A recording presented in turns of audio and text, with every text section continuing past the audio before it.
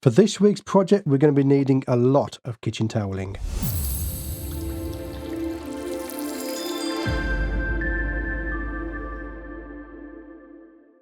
When we started the winter studio project, we mostly focused on bubbles in one form or another, either water drops or air bubbles. In this week's project, we're going to extend it just a little bit more before we start getting into more complicated projects. We're going to explore it one last time. But this time, what we're going to do is we're going to freeze the water and we're going to photograph the bubbles and the cracks in the ice. So to get this week's project started, we're going to take the container that we used in the last project, which we used for the bubbles in water. We're going to fill it up about, I'd say, 1/4 to 1/3 full, and then we're going to freeze it overnight, and this is what you will have. And what we need to do is, first of all, we need to get this out. Now, if you want to photograph just the bubbles, you need to let it come out naturally.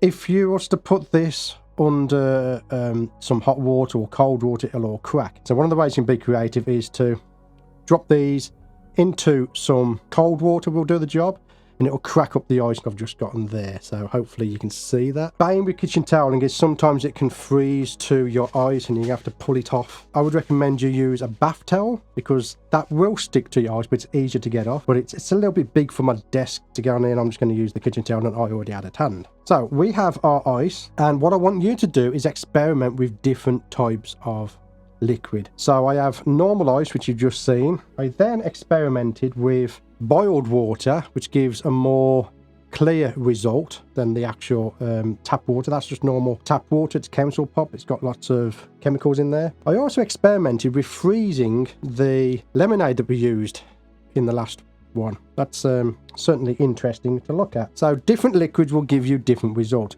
So first thing I want to do, I'm going to bring the camera over, and again I'm going to set it up exactly the same as I did in previous projects, just to my side here, so we can photograph it and you can see exactly what's going on. I try to do things as budget friendly as possible. For this project I will be using my Platypod gear. If you don't have access to the Platypod gear, then what you need to do is you need to find a way of being able to hold up your piece of ice firm and steady so it's not moving. Now it might move every few minutes because the ice will be melting, but that's okay. It's that we need it still while we're taking the actual picture. The first thing I'm going to do is get some more kitchen toweling and lay down foundation for our set, our scene, whatever you want to call it. I like to call them sets or scenes. And this is to soak up any dripping water that's going to be coming off our ice. And I want this thing to be absolutely secure. So what I'm going to do is just move things around my desk. Our scene is going to be here, and we're going to photograph through it. So for that I'm going to use a couple of Platypods, and again you don't have to have these, but they are a very, very solid option for doing this type of work. So I've got two Platypod Extremes. For those of you that are interested, they've just released a new Platypod Delta. I haven't used it myself, but it does look like a fun piece of kit. It's a more budget friendly version of these, and it's smaller as well, and that will do this job absolutely perfect. We need something to hold the ice, so we're going to use a couple of elbows and a couple of mini super clamps. So I'm going to turn my Platypod Extremes facing each other. That'll give me enough room to put the ice on. It's not going to tip over because these are absolutely solid when it comes to this type of work. I can't praise the Platypod gear enough for this type of work. It's absolutely solid stuff. And I haven't managed to break anything yet, so that's a testament to their build quality. So the piece I want to work on is the one we just cracked up. Okay. So we want to place this into our Platypods, and again I'm not bothered about getting the Platypod gear wet. It's it can withstand the moisture coming from these ice perfectly okay. Now you can see there how it's not quite enough to hold it in place, so we need to get the other one done. There we go. Our ice is in place. Now it's hard for you to see that, but I can see exactly where I want to photograph. There's some nice cracks right there in the middle and some nice bubbles. So what I want to do now is, well, it's your choice. Do you want to set the lights up or do you want to set up the camera? I'm going to set up an RGB light, exactly the same one we've used in previous videos. And for this, I'm literally just going to stand it up. Right, let me get a gaffer tape. There we go. Because I don't want it to lean forward because it's going to touch the ice. This is a low power RGB, so it's not really going to melt the ice as much. If you're using other type of lights, it may melt the ice quicker, so you need to act quickly. I've got 4 sheets of ice here, so I'm okay to go slow to teach it. But of course, if you're doing this at home, you're not teaching, so you'll be able to act a lot quicker than what I am. Another thing you can do to help as well, if you rub the ice down, it can help to clear it up a little bit as well. Bring the camera in, and what we're looking at, there's the ice. So we need to pop it up a little bit. I want it to be there. That's where I want to be. Something interesting. There we go. Now, since the ice isn't moving, once again, we can use our high-res mode. I'm going to turn that on. And we still got our night vision mode on from last week's video as well, by the way.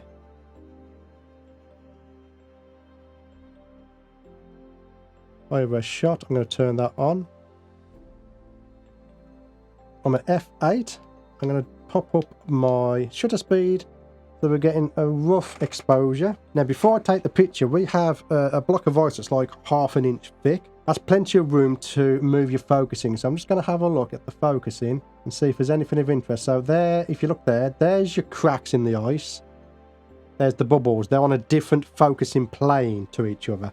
So I'm going to take one of the bubbles, one of the cracks. But before we dive into the next part, I just want to say a massive thank you to my Patreon supporters. Your generosity makes making these type of videos possible, and I truly appreciate each and every one of you. If you'd like to join the community and get access to exclusive content, behind the scenes updates and more, check out my Patreon. The link is in the description below. Okay. Let me just look at what this is set to. 5500 Kelvin. Okay. It's not exactly white. It's not exactly how I'm seeing it in the EVF either. I'm going to change my white balance to auto. I don't know what you're saying. Stu, you never use auto. Well, I'm going to use it for this particular one, okay? And I'm also going to put on my 2-second timer.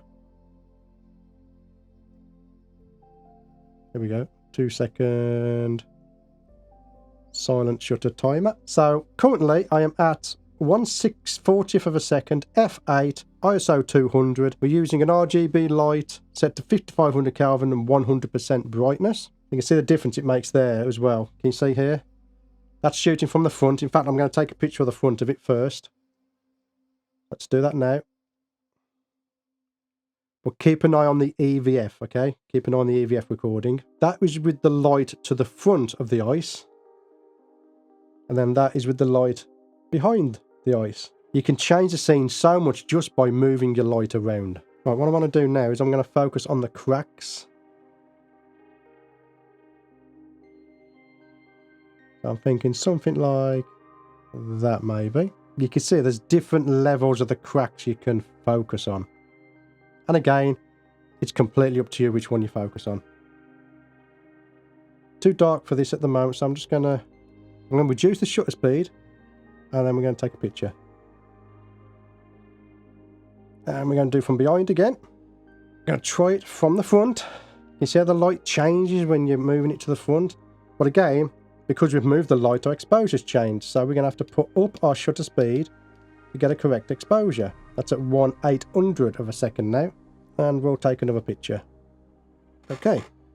Now then, let's move on to those people that have flash. Flash is a very good form of lighting for doing this type of work again. Just turn on my flashes. Again, these are the Godox MF12 trim macro flashes. The ones that I use for my Canon macro setup. And for the ones asking, yes, I still have the Canon setup and I still use it from time to time. This flash doesn't work very well with high-res mode, okay? So we have to turn off high-res mode. Some of you might have flashes that will support the high-res mode. These flashes are too slow. I'm also getting water on my flash, so let's move that out of the way. So I want it in a position where the light's going to go through it, but not get the water on it. You can go into burst mode if you want to. Now, as we learned from last week's video, because these are not fully compatible with the Olympus system, because they are Canon flashes, I've got to manually turn down my shutter speed to 1/200th second. If they were fully compatible and the camera was talking to the flashes, you wouldn't have to do that because the camera would automatically turn down the shutter speed for the flash. Now then, let's take a picture. Oh, and I've made a nude mistake there. I've still got it on silent shutter. Now you can program this for the flash to work in silent shutter. I'm not going to do that because I want to save that for a different video. But if you look here, we've got silent self-timer and self-time. The one we want when using flash at the moment is the 2-second self-timer, not silent. So if you do find your flashes aren't triggering, you're in silent mode, electronic shutter mode, it's called different things on different cameras. That could be why, because in a lot of cameras, the electronic shutter won't trigger the flash. There we go. So I can also hold these and see if we can do one from above, one from below.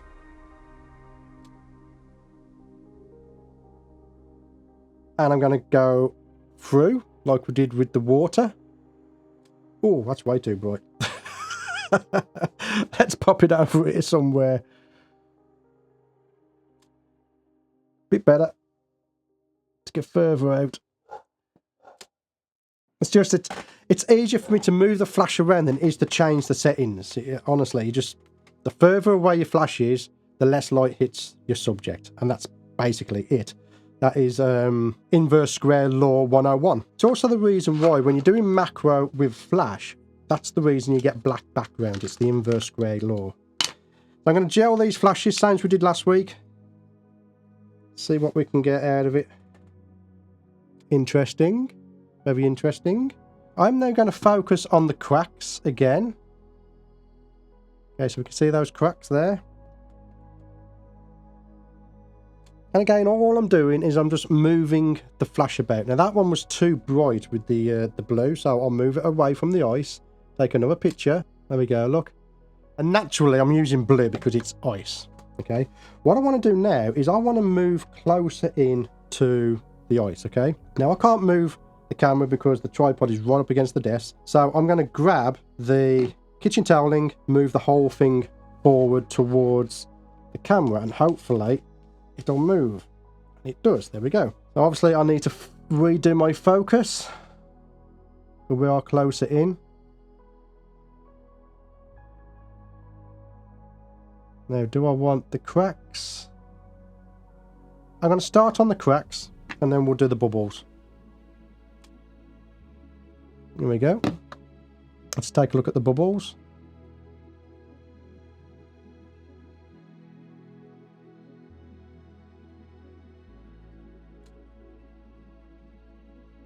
So what I'm going to do now is I'm going to change the ice over for something else.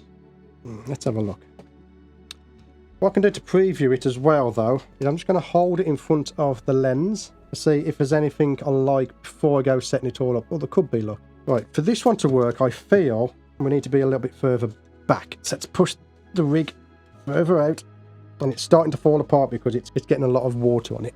So I'm going to pop on another couple of sheets of kitchen toweling just to soak up that water. If you don't have the platypod gear, if you make your ice a little bit thicker, you can stand it up just like I have just there. To the focusing. What do we have? Oh, could be something interesting there. Let's see if we can shoot through it first. Okay, let's have a look at what we can get. Oh, well, that's interesting, isn't it? I wasn't expecting that. Look at that. Let's move the flash around just to see what we get. Right, I'm going to move this flash. Since we are using the ice on its own, it's standing up on its own, I can attach my flashes to the platypod system. Now, they do come with a proper attachment for the elbows. They're in my drawers, and I want to get on with this quite quickly before the ice melts, because as the ice melts, it's going to fall over. So I'm just attaching it using the super clamps. I'm just saying that to stop the keyboard warriors going, why don't you use the attachment? Because I can't be arsed. Okay, let's have a look at the front. So what we're doing here is, again, we're playing around with light, we're moving the light around, but we're also changing our focusing. You see here? So if we change our focusing to focus on a different part of the ice, we can get different results, like that. And again, we can also move the ice around. So I've turned it upside down. There we go. So there you have your week 4 project. Ice. Bubbles, cracks in ice. Now if you want to really get creative and you want to get some really impressive stuff, go out in the morning with your macro setup and photograph frost and ice that's natural in the environment. That's something you can do. A lot of people are doing it at the moment. But this project will get you started with some creative ideas for photographing the ice. Here are the results from this week's project. All of these images have been edited using my macro presets for Lightroom. Check them out in the link in the description. It's not down to the camera gear, it's down to your creativity. You can do this with an iPhone if you wish to. And now you're going to say, prove it, aren't you? Maybe in a future video. But for now, we're going to leave this project where it is. Going out, experiment, change your settings on your camera, change the lighting, move it around, change the colour, change the type of liquid that you freeze to get different results. Tag me on Instagram, I want to see your results there, or use the hashtag #TheWinterStudio. My name's Stewart. I want to thank you for getting to the end of this project, and I'll see you on next week's project.